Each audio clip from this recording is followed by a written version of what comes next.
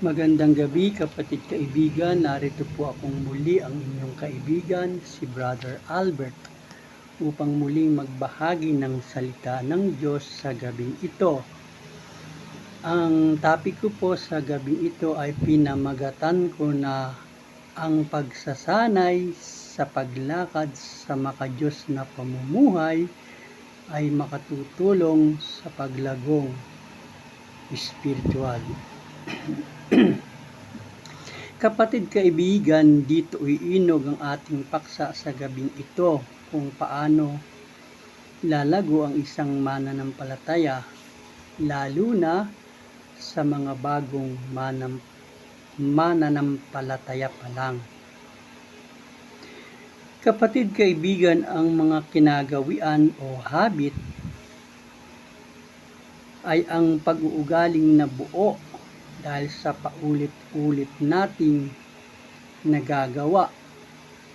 Ang isang bagay ay dumarating ang punto na ikaw at ako ay nahihirapang iwaksi ito kung paano tayo magsalita, kumilos o umasal ay bunga ng mga bagay na kinasanayan natin. Kung paano ang mga ito ay importante sa bata habang siya ay lumalaki, gayon din naman sa atin bilang bagong Kristiyano, kung wala ang nakasanayan ito, mahirapan tayong lumago ayon sa kalooban ng Diyos. Kapatid kaibigan, ang kinagawian ay nagsisimula lamang sa hangaring isagawa ang isang bagay. Mahihirapan kang isagawa ang isang bagay na hindi mo gusto. Totoo naman po, pag ginagawa mo ang isang bagay na hindi mo gusto, parang ang hirap gawin. Bago maging kagawian ang pagiging makadiyos, kinakailangan natin nasain mo ito, at ito ay ang nangangailangan ng pagkakaroon ng disiplina sa sarili. Sa pamamagitan kasi ng disiplina ay nabubuo ang pag-uugaling nais gawin. Dito pumapasok ang paghahanda at pagsasanay ng isang tao na baguhin ang mga maling asal na kinagawian. Ang salitang disiplina pala ay hango sa orihinal na salitang disipulo. Ang ibig lamang sabihin nito ay may disiplina sa sarili ang tunay na disipulo ni Kristo. Ang sabi nga po sa 1 Corinthians chapter 9 verse 26-27 ay ganito ang natala. Ako nga ay tumatakbo sa ganitong paraan at hindi gaya ng nagsasapalaran. Sa ganito rin ako'y sumusuntok na hindi gaya ng sumusuntok sa hangin. Salip dinidisiplina ko ang katawan, aking sinusupilang sarili, baka sakaling sa anumang paraan, pagkapangaral ko sa iba, ay ako rin ay matakwil. Yan po ang sabi ni Pablo sa 1 Corinthians chapter 9 verse 26-27. Habang ang mga ito ay dahan-dahang isinasakatuparan natin, ikinasisiya nating isagawa ang mga ito. Ang dating mahirap ay nagagawa na natin ng kasiyasiya. Ito ang panahon mas higit ng masaya ang gawain, kinasasanayan kaysa sa gantimpalang dulot nito. Ang sabi nga po sa Psalms chapter 119 verses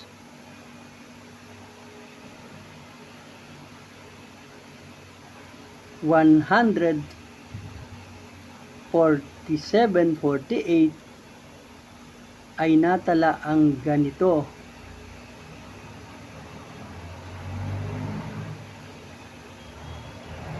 At ako'y maaaliw sa iyong mga utos na aking iniibig. Naaaliw sa iyong mga utos na aking iniibig. Aking itinataas ang aking mga kamay sa iyong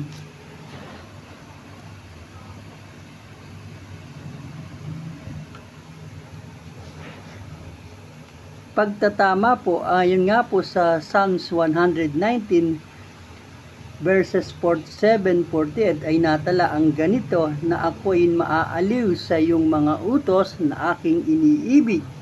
Akin namang itataas ang aking mga kamay sa iyong mga utos na aking iniibig, at ako'y magbubulay-bulay sa iyong mga palatuntunan.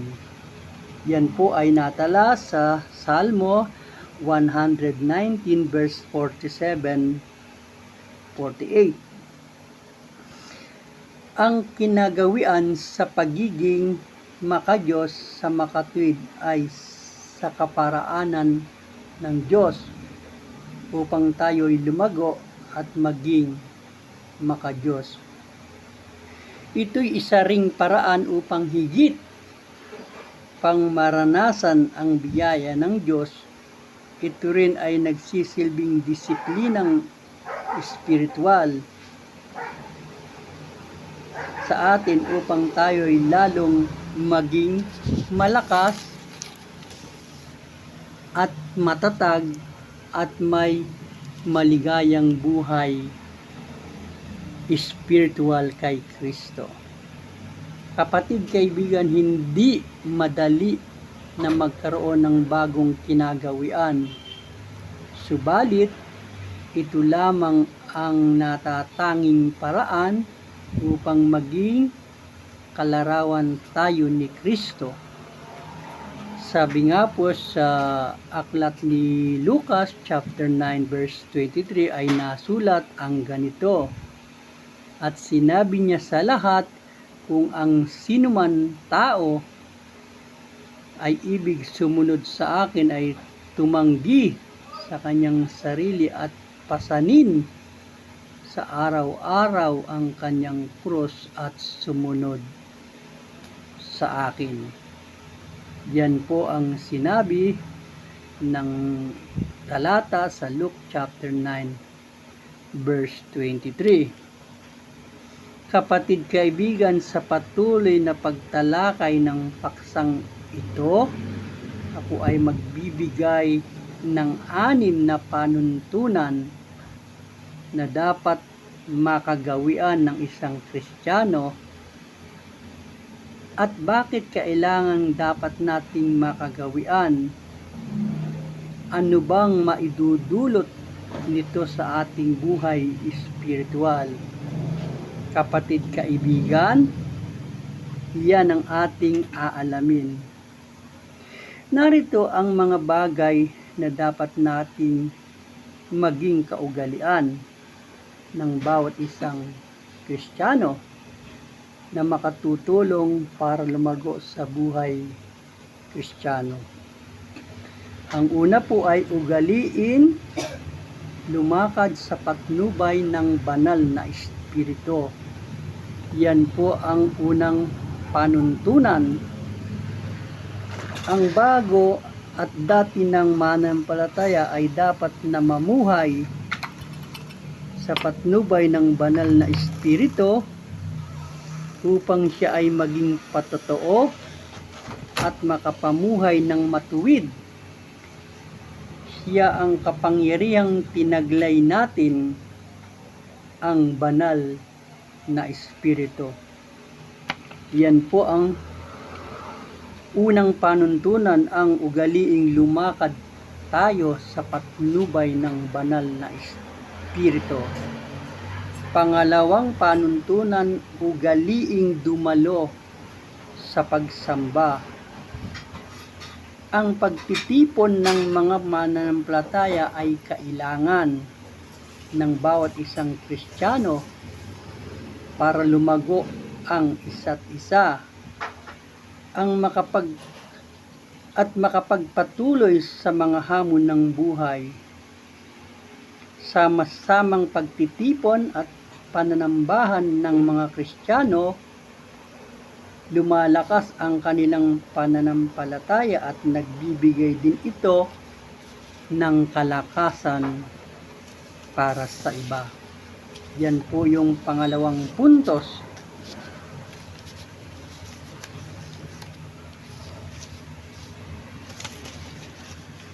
Dadako na po tayo sa pangatlo puntos. Ugaliing magbasa ng salita ng Diyos, ang Biblia.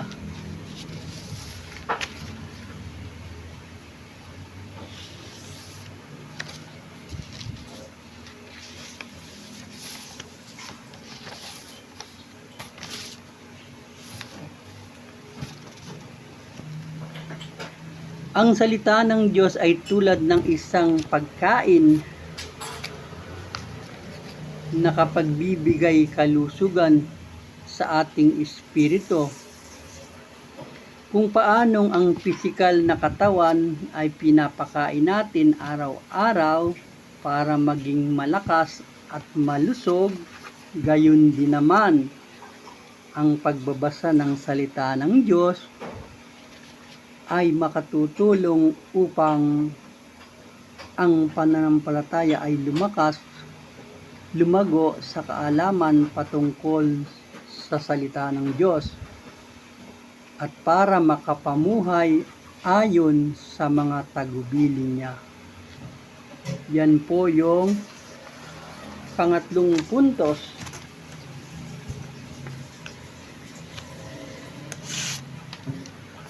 Ang ikaapat po ay ugaliing manalangin. Yan po yung ikaapat na puntos na ugaliing manalangin. Ang pananalangin ay isang paraan ng komunikasyon natin sa Diyos. Dito natin nasasabi sa Kanya ang ating kahilingan, hinaing at mga pasasalamat. Ang panalangin ay naihalintulad sa spiritual na paghinga at bilang tayo din ay lumalapit sa Diyos sa kapakanan ng ibang tao, ay isa na ring pamamaraan upang tayo ay makapagministeryo sa kanila.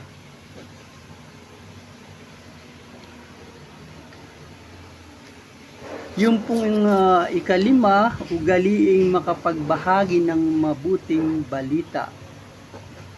Ang bawat Kristiyano ay tungkuling ibahagi ang salita ng Diyos sa lahat ng tao para maranasan din nila ang ino-offer na kaligtasan ni Kristo upang sila man ay mapagpala at maligtas din kagaya ng mga sumampalataya sa Kanya. At ikaw, ako, at ang lahat ng Kristiyano ang gagawa nito.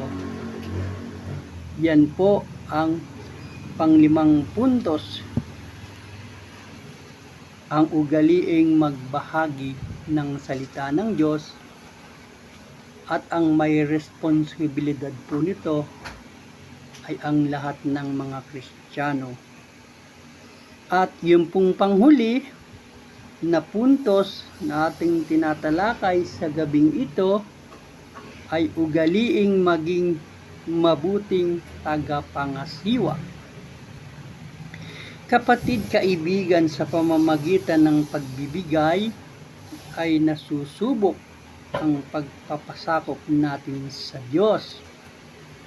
Kapatid, kaibigan, nung tayo'y nagpasakop sa Kanya, kasama na lahat, kasama ng ating mga tinatangkilik.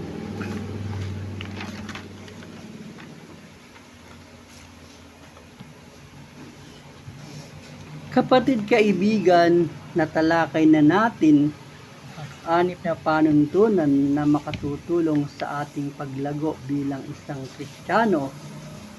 Ito nga po ang tinalakay natin, ang paglakad sa patnubay ng banal na espiritu, ang pagdalo sa pagsamba ng palagian, ang pagbabasa ng Biblia ng palagian, ang pananalangin sa bawat araw, ang pagbabahagi ng salita ng Diyos, at ang panghuli, ang pagiging mabuting tagapangasiwa. Kapatid, kaibigan, bago ako tuluyang magtapos sa paksang ito,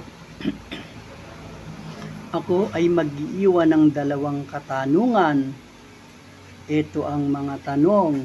Una, gusto mo bang maranasan ang paraan ng pamumuhay na makapagbibigay lugod sa Diyos? Kung ganon, lumakad ka sa mga panuntunan ng Diyos.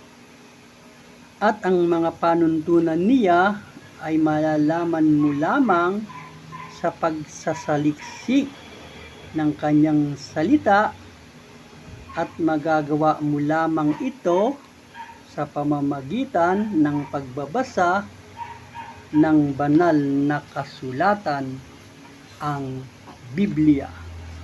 Ang sabi nga po sa aklat ni Joshua chapter 1 verse 8, ang aklat na ito ng kautusan ay huwag mong hihiwalay sa iyong bibig, kundi iyong pagbulay-bulayan araw at gabi, upang iyong masunod na gawin ang lahat ng nakasulat dito, sapagkat kung magkagayon, iyong pagiginhawain ng iyong lakad, at kung magkagayon, magtatamo ka ng mabuting kawakasan.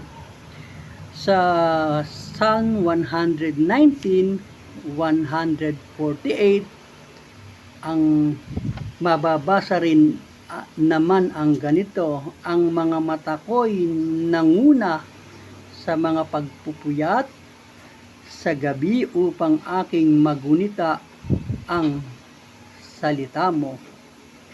Sa Salmo chapter 1 verse 2 ay nasulat din naman ang ganito, kundi ang kanyang kasanayan ay nasa kautusan ng Panginoon, at sa kautusan niya nagbubulay-bulay siya araw at gabi.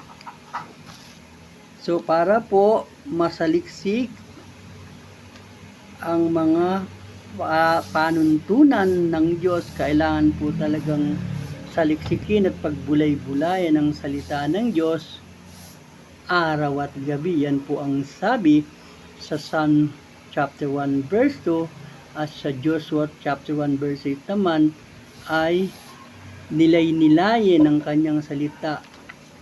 At sa pangalawa pong tanong, gusto mo bang lumago sa iyong pagiging isang tunay na Kristiyano? Kung ang sagot mo ay oo, gawin mong palagian ng 6 na panuntunang tinalakay ko ngayong gabi. Tayo po ay manalangin, kapatid, kaibigan, at hingin natin ang tulong ng Panginoon upang tayo ay maging matatag, malakas at luhago sa atin bilang isang Kristiyano. Salamat, Ama, sa gabing ito, sa aming natunghayan, Panginoon, na kung paano kami lalago ay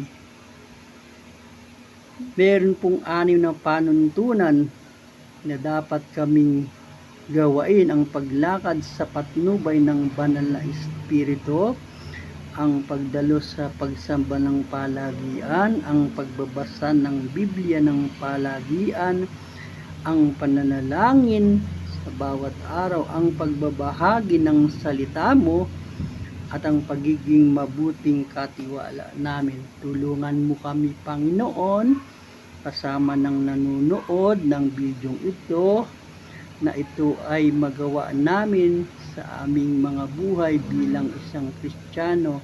Hindi namin ito kayang gawin sa ganang aming mga sarili. Hinihingi namin ang tulong mo para po magawa namin ang mga bagay na ito, na ang tangi lang naman naming hangad ay mapapurihan at maparangalan ang iyong pangalan. Hinihingi po namin ang mga bagay na ito sa makapangyarihang pangalan ng iyong anak na si Jesus, na aming Panginoon at tagapagligtas, sa tulong ng banal na Espiritu. Amen. Salamat kapatid kaibigan sa maikling oras ng pagsama sa akin sa pagtalakay sa paksang ito sa gabing ito na ating tinalakay. Sa kalooban ng Panginoon, sa susunod na linggo ay muli tayong tatapik ng panibagong topic sa panibagong linggo. Pagpalain at ingatan tayo ng Panginoon. Proteksyonan tayo sa bawat araw ng ating mga buhay. Amen.